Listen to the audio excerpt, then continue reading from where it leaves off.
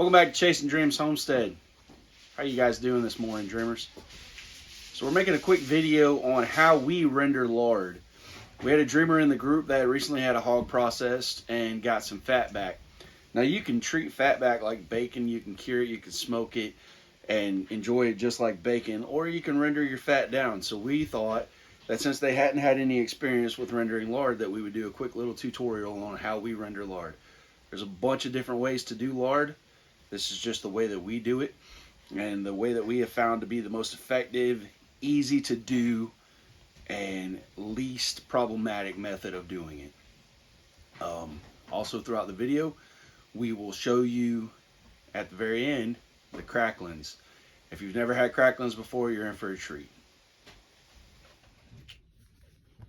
So we had a dreamer in the Facebook group mention rendering lard, and they had never done it before.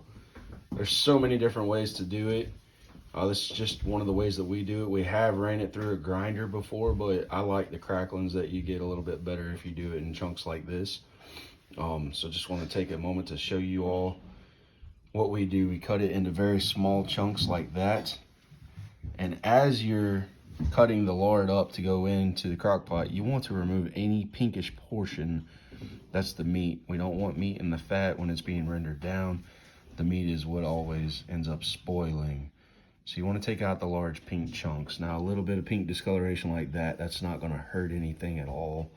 But a big chunk like that, you definitely want to get that out of your lard. So the method we use is the crock pot method.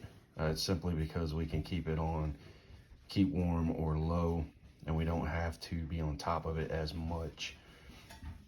So we'll start getting it put in the crock pot. And there's very little water in this crock pot. I'll probably dry some of that out of there, to be honest with you. We just washed the crock pot just to make sure it had no dust or anything in it prior to rendering the lard in it. We do not like the method using water. That is when we've had spoilage in the past. So we do not use water when we render our lard. It's taking about 30 minutes of chopping up and removing the pink parts. But we've got a full crock pot. I always do a batch with a full crock pot, and you'll be surprised how much this will condense down as it starts to render and liquefy. Next step is to put it in the actual crock pot base and go ahead and turn that bad boy on keep warm or low. That all depends on how attentive you're going to be able to be to the lard. But this is the pink I'm talking about. You want to remove that. I could have trimmed those a little bit closer, but we've got a full crock pot, so I'm going to let it go. You just don't want to have the meat in your lard as it's rendering.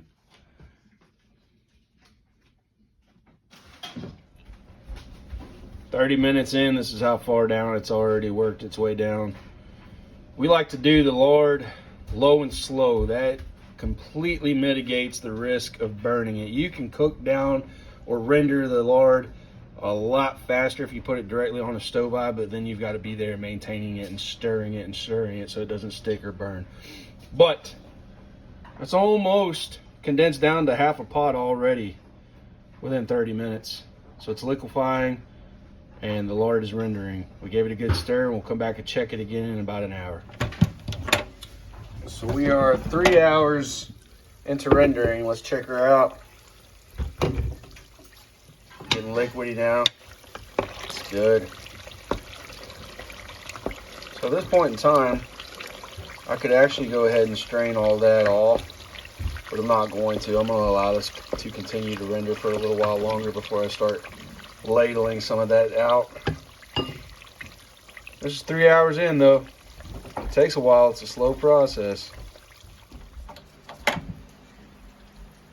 So we're going to go ahead and skim off some of the liquid. Mama Dreams, get in there and let them see what it's starting to look like. It's starting to change color. The fat pieces are starting to change color. So we'll be able to get us some cracklings by the end of the night, y'all. But the easiest setup that we found to do this is a fine wire strainer like this and a canning funnel where we can fill her on up.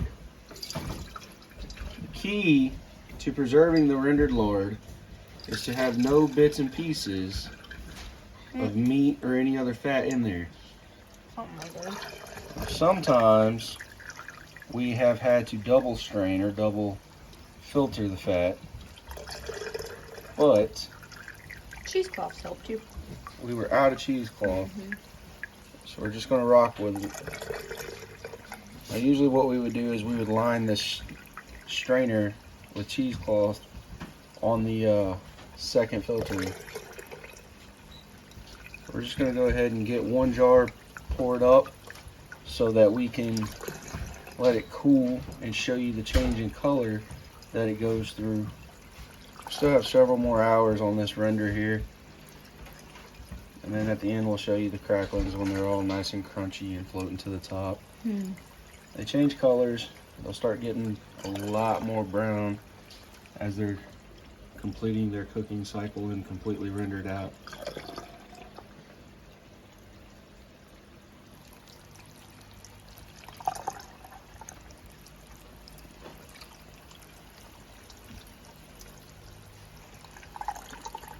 You can go ahead and show them the color.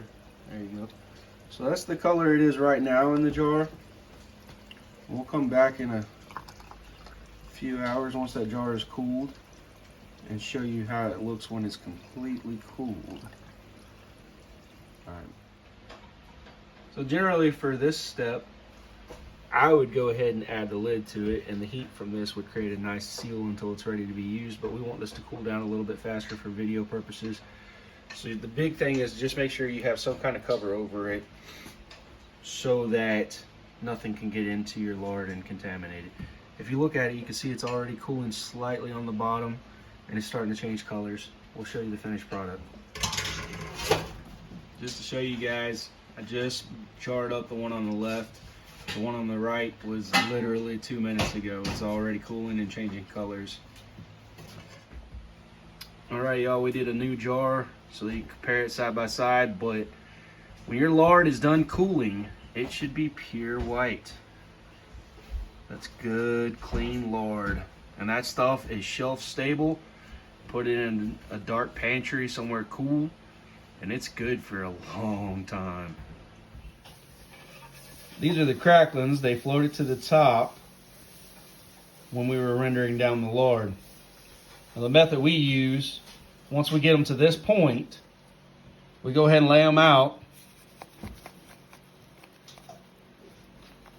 on a paper towel, let it absorb the extra grease. Use a little bit of that two-step. That's money, bro. We'll let them sit there for about 30 minutes, and then we're gonna put them back in the oil and hit them one more time. And we always fry the cracklings twice. That gives them that good crunch.